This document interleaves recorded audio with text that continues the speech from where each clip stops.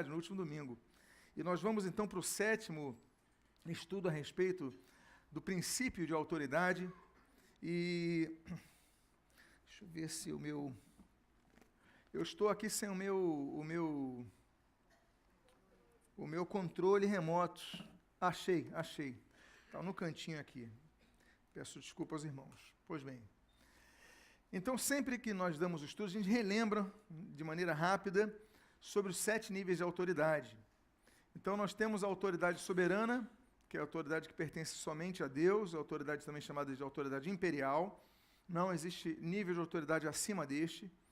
Existe, em segundo lugar, um segundo nível de autoridade, é a autoridade verais, também chamada de autoridade constitucional, que, se Deus é a autoridade maior, a palavra de Deus que expressa a sua vontade, registrada na Bíblia Sagrada, então é o extrato dessa autoridade. Então, a autoridade verais da Bíblia Sagrada é o segundo nível de autoridade. O terceiro nível de autoridade é a autoridade da consciência.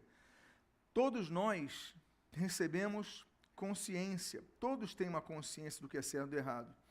Ainda que o senso comum determine e delimite um padrão de ações quanto à consciência geral. Por quê? Porque há exceções. Por quê? Porque há doenças. Há pessoas, por exemplo, o caso do pedófilo, o caso de sociopatas, então há pessoas que têm uma consciência alterada, uma consciência deficiente. Então, naturalmente, que o corpo social, ela delimita essas ações. Por quê? Porque, no geral, a gente sabe, olha, a pedofilia é algo inaceitável na consciência de uma pessoa, né? O sociopata, a pessoa que mata por prazer, a pessoa que... Então, essas pessoas, elas têm uma consciência, digamos assim, deturpada. Então, existe, não vou dizer uma consciência coletiva, mas um padrão de conceitos do certo e do errado. No geral, as sociedades entendem, por exemplo, que matar alguém é errado. No geral, as pessoas entendem que largar uma criança numa lixeira é errado, ainda que algumas pessoas não vejam problema nisso. Então, a consciência, quando eu falo da consciência individual, ela pode ser vista num padrão da sociedade, mas ela ainda assim tem que ser trabalhada pelo Senhor, ok? Na transformação do novo homem. Depois nós temos a autoridade delegada ou autoridade representativa. Sobre esta, temos falado atualmente. E sobre esta que nós vamos gastar mais tempo trabalhando sobre esta. Depois, as outras autoridades, os outros tipos de autoridade, os níveis de autoridade, são mais rápidos a explicação, a explanação sobre eles. Mas hoje vamos continuar falando sobre a autoridade delegada e vamos começar a falar sobre uma delas, que é a autoridade governamental. Depois nós temos a autoridade cultural, a autoridade funcional e a autoridade estatutária. Sobre essas, então, falaremos a posteriori. Eu gosto sempre de trabalhar 2 textos, são 3 textos básicos, mas aqui eu geralmente, em autoridade representativa ou delegada, eu tenho que trabalhar esses 2, que são 2 palavras de Jesus, uma em Lucas 12 e uma em João 13. Em Lucas 12 diz assim: aquele a quem muito foi dado, muito lhe será exigido, e àquele a quem muito se confia, muito mais lhe pedirão. Em primeiro lugar, nós vemos que não todos recebem a mesma coisa. Pessoas recebem responsabilidades maiores, pessoas recebem responsabilidades menores. Pessoas recebem mais responsabilidades, pessoas recebem menos responsabilidades.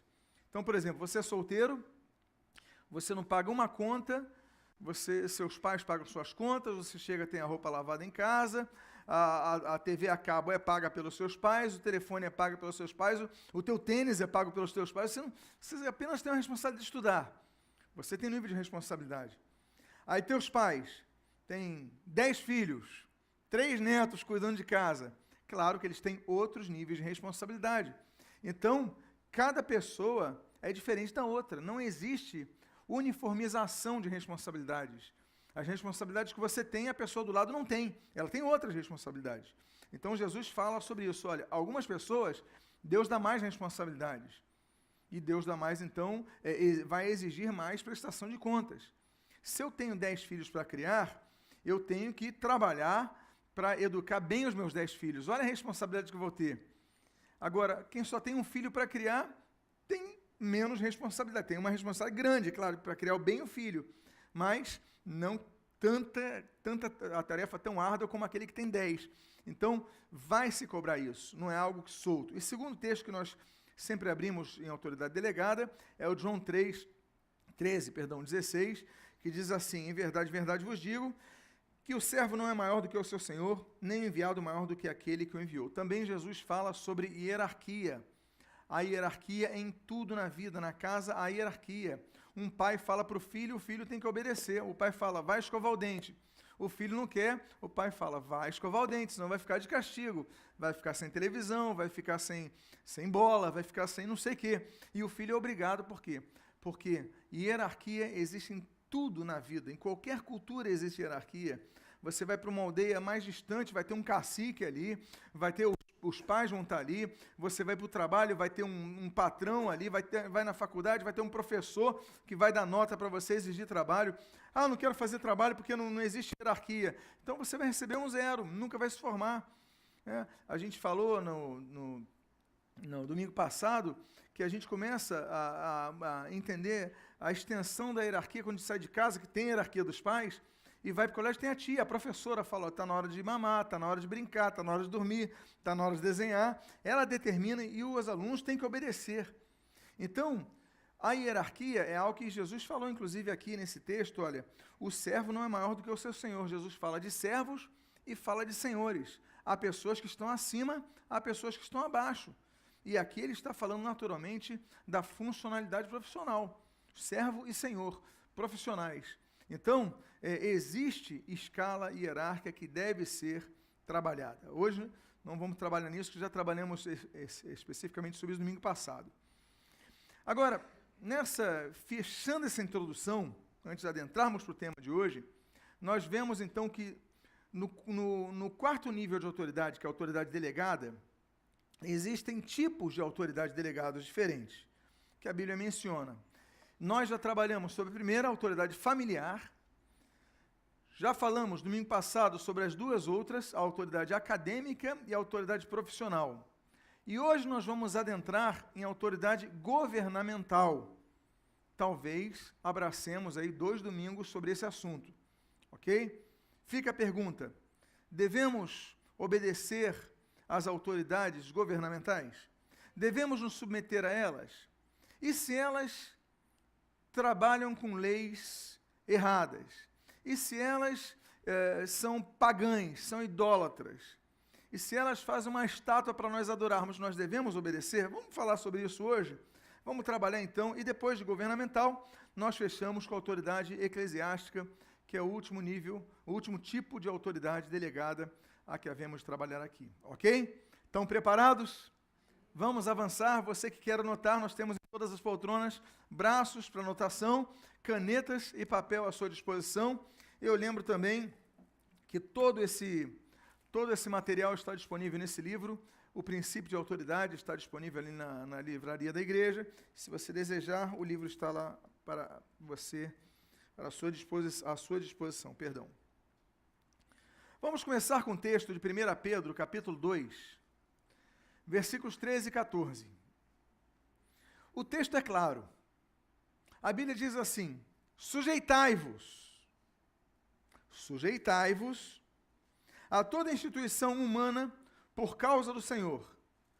Agora, olha só o que ele diz: quer seja ao rei, como soberano, quer às autoridades, como enviadas por ele, tanto para castigo dos malfeitores, como para louvor dos que praticam o bem. Aprendemos que devemos nos sujeitar a toda autoridade, a toda instituição humana. E aí começa a falar especificamente sobre a autoridade governamental, quer ao rei, quer às autoridades. Que autoridades? As autoridades constituídas pelo rei. Então, não temos rei, não temos monarquia aqui, temos uma república. Mas debaixo do presidente temos senadores, temos deputados, temos governadores, temos prefeitos, temos chefe de polícia, chefe de bombeiro. Então, é uma estrutura hierárquica e que a Bíblia determina ordena e traz como orientação específica e exata que nós devemos nos sujeitar a eles. Aí você fala, pastor, mas o Paulo, quando escreveu aí, o Pedro, quando escreveu aí, ele estava bem. Sujeitar ao rei era fácil. Meus irmãos, sabe quem era o rei de Pedro? Sabe que rei era o rei da época de Pedro? Era ninguém menos que Nero. Já ouviram falar de Nero, o imperador Nero? Ele fala, sujeitai-vos ao rei, mas no caso dele era pior que o nosso, porque ele fala assim, sujeitai-vos ao imperador Nero. Sujeitai-vos na Judéia aqui ao rei Herodes.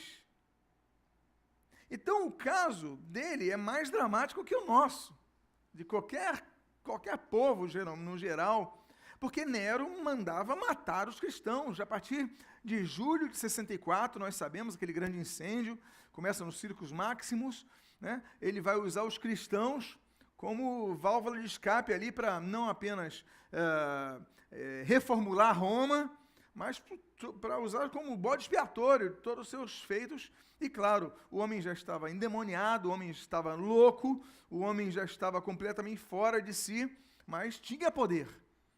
E ainda assim, Pedro fala, sujeitáveis ao rei.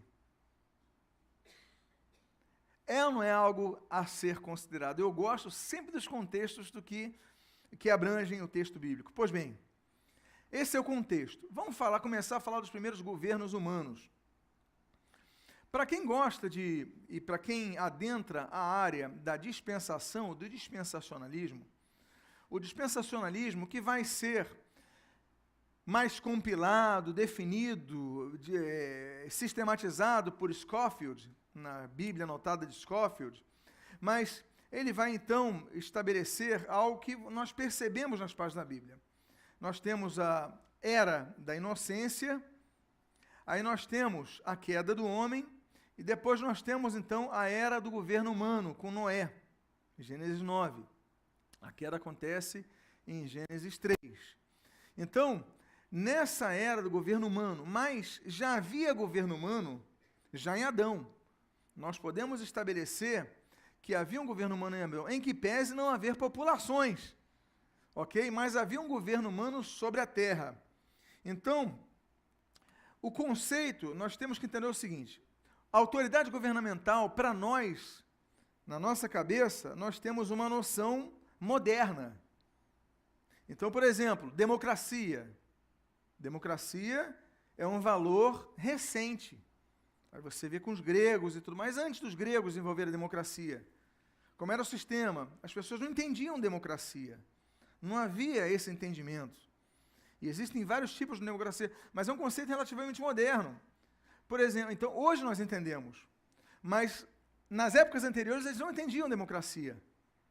Na época do Antigo Testamento, não se entendia democracia. É que nem, por exemplo, síndico de prédio. Síndico de prédio é um conceito moderno. Por quê? Porque antes de existir os prédios não havia síndico. Aí começaram a ver os prédios, um começou a morar em cima, alguém falou, tem um cano furado, quem vai resolver? Aí ninguém ia resolver, o prédio cair, não, tem que alguém tomar. Então, se desenvolveu com o tempo. Então, os tipos de governo e autoridades delegadas, elas vão surgindo com o desenvolvimento da sociedade. São conceitos modernos. Mas os valores mais antigos não abrangiam democracia. É um conceito relativamente novo. Pois bem, a mesma coisa acontece com o governo humano. Então, eu ouso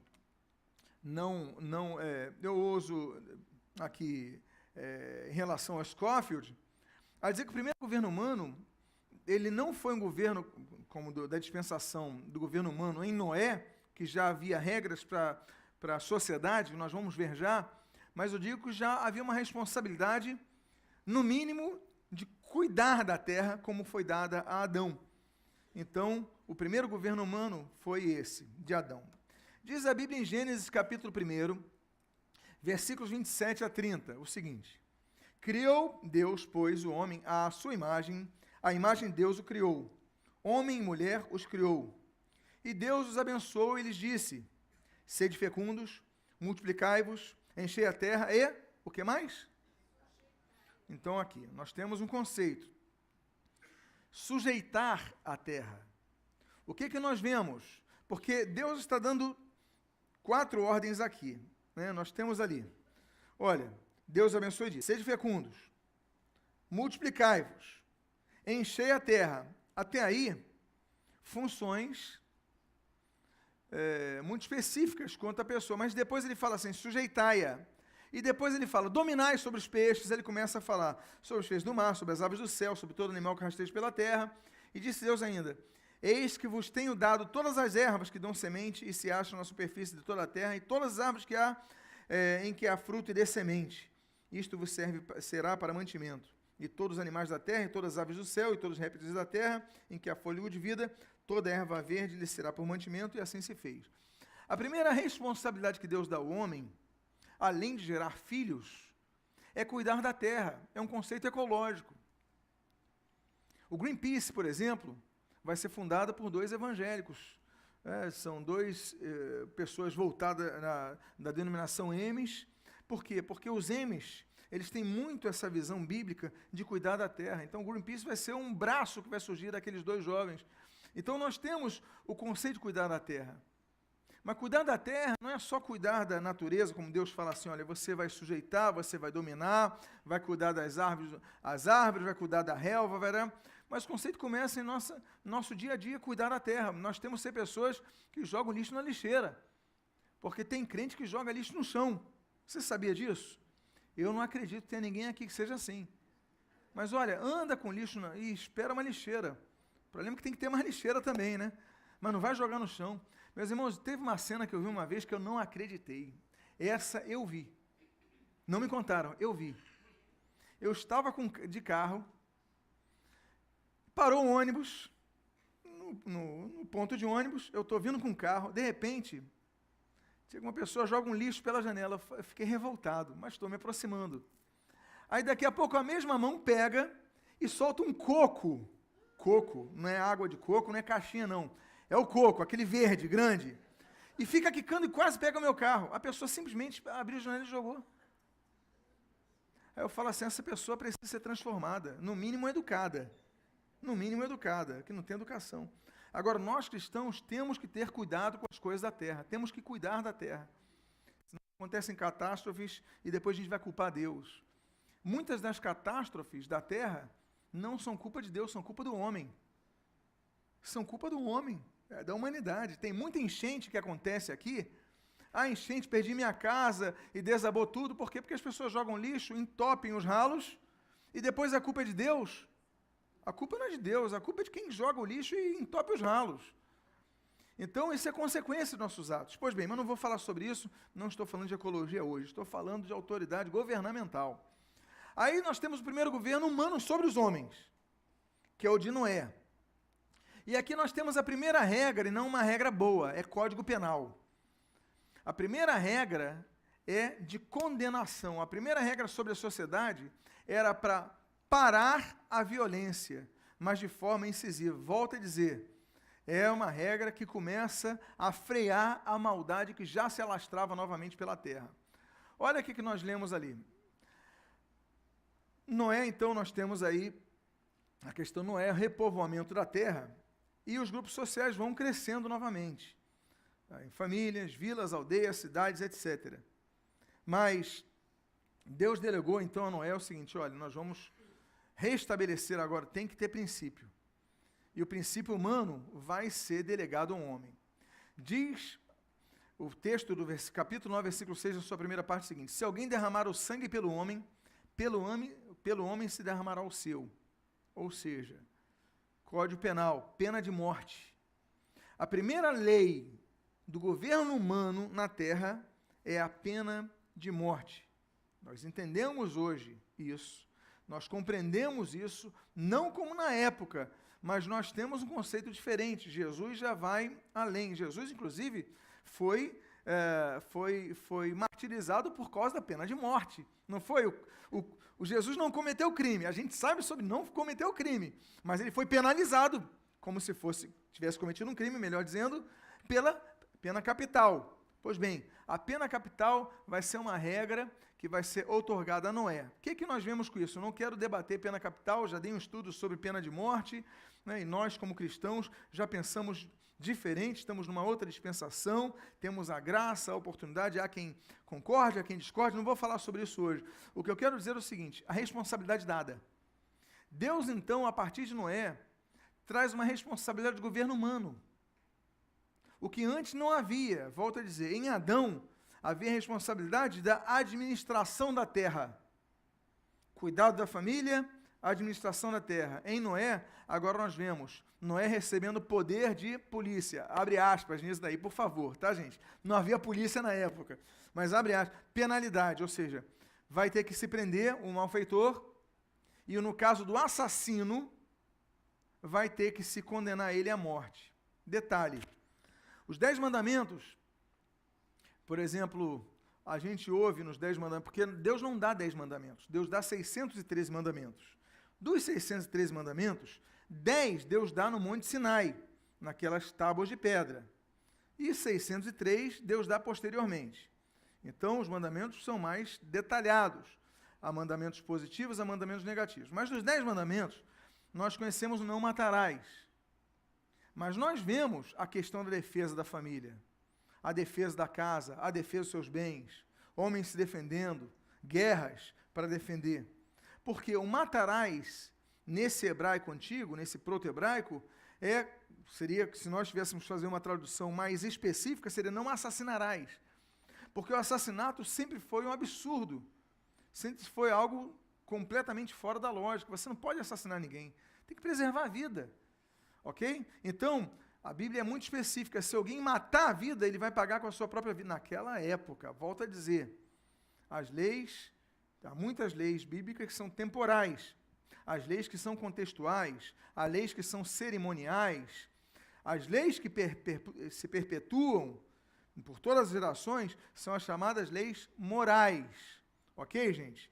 Então, tem vários tipos de leis. Pois bem, é o caso do Brasil e qualquer país, por exemplo, tem as leis marciais, as leis do período de guerra. As leis se aplicam só quando o país está em guerra. Acabou a guerra, acaba aquela lei. Então vamos lá.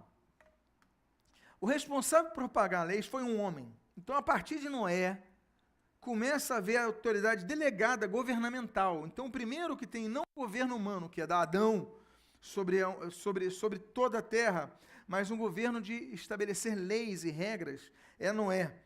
E ele, como é que Noé conseguiria fazer isso com toda a população que estava crescendo ali? Através da delegação de leis. Olha, você vai ser responsável por cuidar disso, você vai ser responsável por prender as pessoas, você vai ser responsável por preparar as prisões. Então, Noé começa a delegar. E assim nós começamos a ver, então, o princípio de autoridade, a execução da penalidade sendo formatado nesse período. Pois bem, volto a dizer, o princípio de autoridade está impregnado em toda a humanidade. Então, ok, já falamos, ok. Tá, vamos avante aqui. De todo modo, todos nós, todos os seres humanos estamos debaixo de autoridade governamental e de outros tipos de autoridade, como nós já falamos. Então, nós temos o cacique numa aldeia ou o CEO numa grande empresa, por exemplo, não importa. Toda a sociedade tem autoridades que exercem poder e a Bíblia nos determina que nos sujeitemos a elas. Então, por exemplo, pensa no seu emprego. Pensou no seu emprego? Lá tem um diretor, não tem? Tem um chefe, tem um gerente, aí o nome vai variar, o cargo vai variar. Você tem que se sujeitar a ele.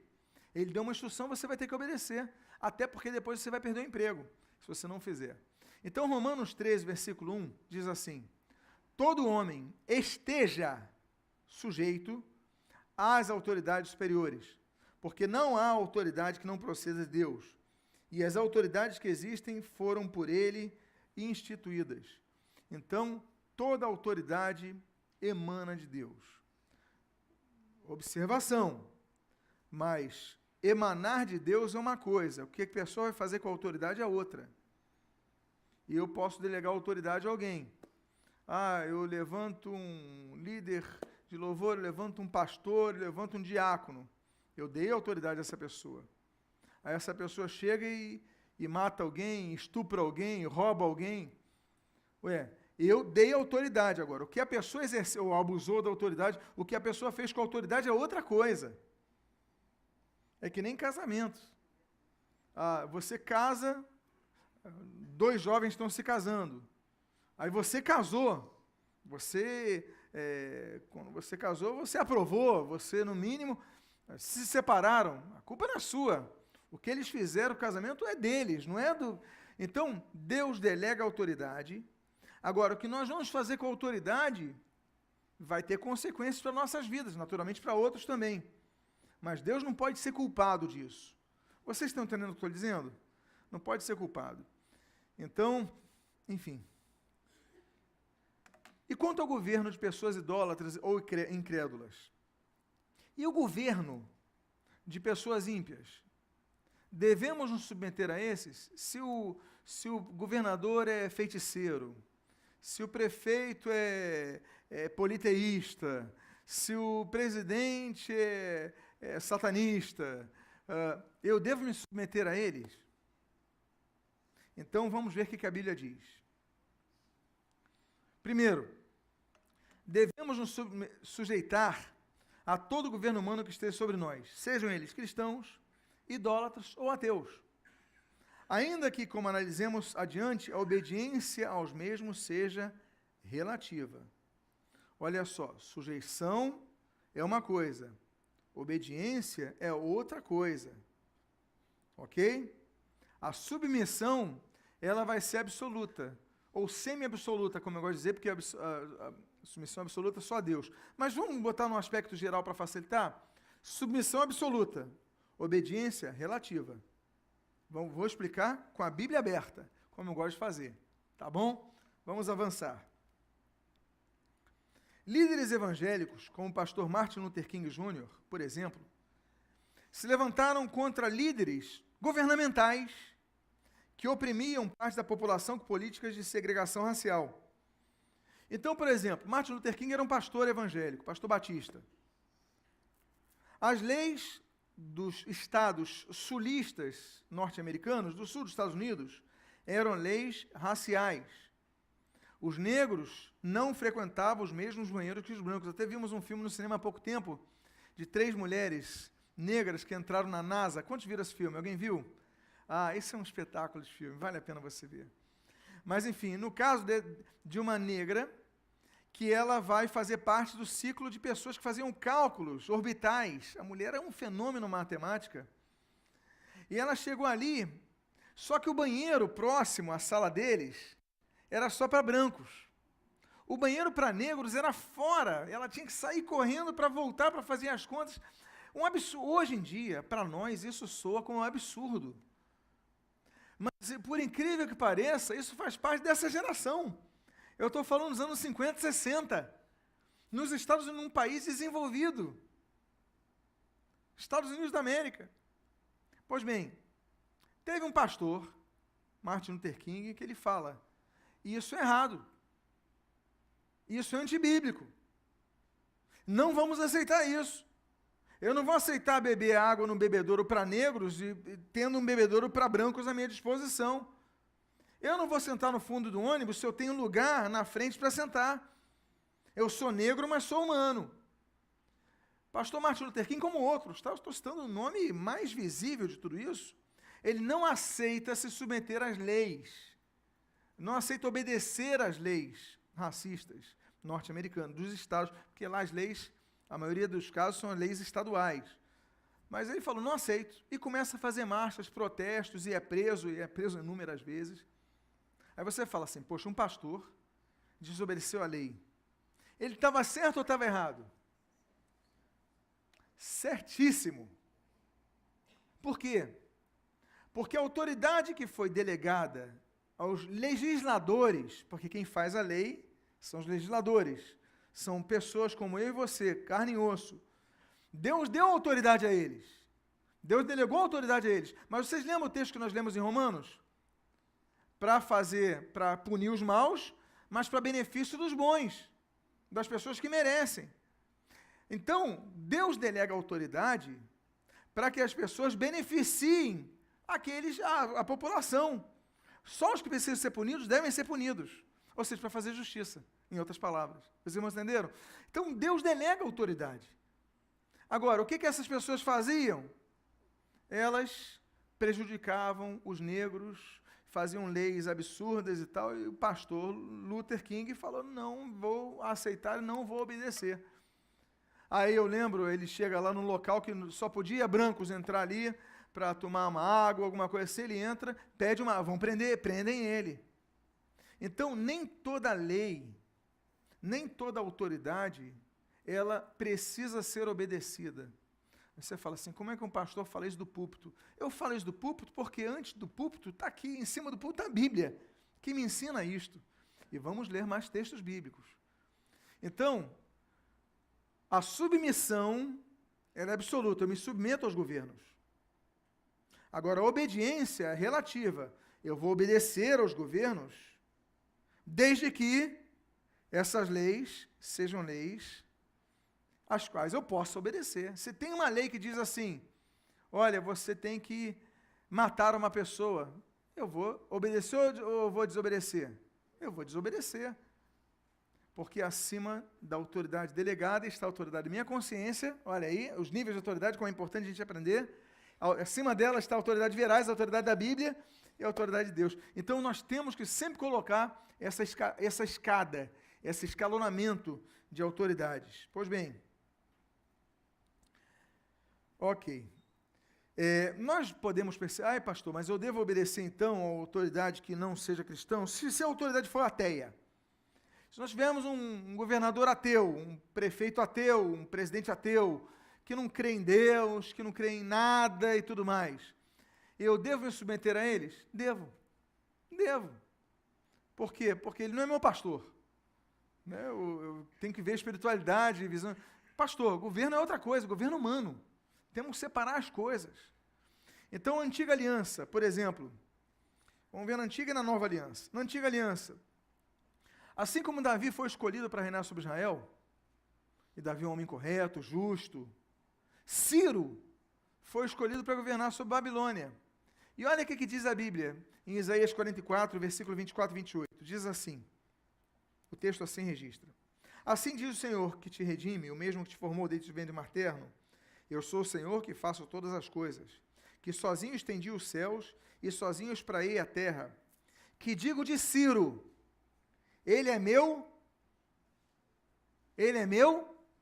pastor e cumprirá tudo que me apraz. Espera aí, Ciro era idólatra, Ciro era politeísta, Ciro tinha vários deuses, servia vários deuses, e Deus fala, ele é meu pastor. E olha, há textos que dizem assim, olha, meu Mashiach, meu Messias, meu ungido. Meus amados irmãos, Deus usa quem Ele quer, como Ele quer. O Ciro era idólatra, tinha vários deuses, mas Deus usa como um pastor, olha, você vai abençoar minhas ovelhas, e ele vai ser um canal de bênção para Israel, em relação ao cativeiro. Não vai ser ele quem vai permitir Israel retornar? Ciro. Por quê? Ele vai fazer conforme Deus determinar.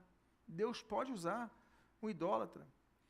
As nossas leis, as leis que nos permitem pregar o evangelho na rua e tudo mais, tem essa liberdade, elas são antigas. Elas não foram aprovadas com a bancada evangélica na maioria. Porque na época os evangelhos eram muito poucos na política, tinha 1, 2 ou 3. Mas Deus usou essas pessoas para permitir que pregassem. Então, nós temos que agir assim. Meu pai uma vez comentou, muitos anos atrás, os evangélicos eram uma minoria absoluta aqui no Rio, de uma Assembleia de Deus, se eu não me engano, não era na Pavuna, não, mas era próximo a Pavuna, ali em Parque Colômbia, aquela região, e que tentaram fechar a igreja e tudo mais. Aí alguém comentou com um deputado que era espírita, ele era macumbeiro. Aí ele falou, não. Ele ficou incomodado, ele falou, não vamos fechar essa igreja. Mas... E o homem começou a lutar e aquela igreja está até hoje em pé. O homem não era crente, não se converteu depois, mas tinha uma consciência. Deus usou esse homem para abençoar. Deus pode usar pessoas, porque muitas vezes a gente cria um preconceito contra o não crente. Mas espera aí, Deus também pode usar essas pessoas. Deus pode usar os governantes atuais, deputados atuais, independentemente da bandeira que eles... Mas Deus pode usá-los para abençoar a vida da igreja, abençoar nossas vidas. Então Deus age assim, mesmo com idólatra como Ciro. Ok? Na Nova Aliança, o próprio Senhor Jesus nos ensina a respeito da submissão ao governo de idólatras, de muitas formas. Especialmente, por exemplo, quando Jesus se submeteu à autoridade de Pilatos, à autoridade de Herodes. Jesus não se submeteu a Pilatos? Jesus não podia ter falado, você não tem mais autoridade do que eu, é verdade. Mas Jesus estava encarnado como um homem, tinha que sofrer como um homem, então tinha que sujeitar como um homem às leis que estavam impostas aos homens. Então, foi condenado à morte Jesus. E Jesus permitiu que a lei fosse executada, até porque era plano de Deus. Aí a gente entra numa área teológica, não vou falar sobre isso, porque senão a gente a gente dedica muito tempo a isso, não é o caso hoje. Mas, por exemplo, no outro caso, ele fala sobre a questão das leis promulgadas por idólatras, que eram os romanos. Diz assim Mateus 22, 16 a 21, enviaram-lhes discípulos juntamente com os herodianos para dizer-lhe, mestre, sabemos que és verdadeiro e que ensinas o caminho de Deus, de acordo com a verdade, sem te importares com quem quer que seja, porque não olhas a aparência dos homens. Dize-nos, pois, que te parece? É lícito pagar o tributo, a César ou não? Jesus, porém, conhecendo-lhes a malícia, respondeu, por que me experimentais, hipócritas? Mostrai-me a moeda do tributo. Trouxeram-lhe 1 denário. E ele lhes perguntou, de quem é esta efígie e inscrição? Responderam, de César. Então ele disse, lá e pôs a César o que é de César, e a Deus o que é de Deus. Aí todo mundo conhece essa frase final daí. Pois bem, o que ele está falando? Essa lei não foi feita por cristão, essa lei não foi feita por monoteístas, essa lei foi feita por romanos. Esses impostos, eles inclusive mantinham as tropas romanas nas invasões e tudo mais. Quem conhece aí um pouco de história sabe, os tributos eram para manter a estrutura que era enorme, a estrutura romana que era enorme. E aí, Jesus falou, paga o tributo. Ele não está nem se arvorando em falar, não, porque esse tributo vai para as coisas boas. Não vai, a gente sabe que não vai. Vai para manter a coorte, vai para manter os exércitos, vai para os invasores, é para manter toda a estrutura. Mas ele falou, paguem o tributo, porque nós estamos debaixo da lei. Então, tem coisas que nós devemos nos conscientizar, que devemos nos sujeitar e aplicar a obediência agora. E isso não pode ultrapassar os limites, naturalmente, como nós temos dito aqui. Por isso que eu falo aqui. Há exceções. Há momentos que a desobediência é o caminho correto a ser seguido. Não estou aqui advogando desobediência, tá, gente? Estou falando sobre a exceção. A obediência é a regra. A desobediência é a exceção da regra. Ok? Todos entenderam o que eu estou dizendo? Para depois vocês não falarem, o pastor está pregando para sermos desobedientes. Não, eu vou pregar sempre, sejam obedientes a seus líderes. Agora, há exceções. Há exceções. Vamos ver o que a Bíblia diz. Primeiro, toda autoridade delegada, ela tem limites. Seja autoridade governamental, autoridade eclesiástica, autoridade familiar, tem limite. Então, por exemplo, um pai tem autoridade sobre a filha, mas ele pode abusar dela? Sim ou não? Por que não pode? Porque a autoridade tem limite. Um pastor tem autoridade sobre suas ovelhas, mas ele não pode manipular as ovelhas, não pode extorquir as ovelhas. Ele tem autoridade, mas ele tem limites. Um prefeito tem autoridade sobre os cidadãos da cidade, mas não pode matá-los. Então, Não é o fato de pessoas terem autoridade que elas podem tudo. Não podem, porque todos têm limites. Ok, meus amados? Lembra a Bíblia falando dos pais que não podem fazer os seus filhos sejam irados e tudo mais?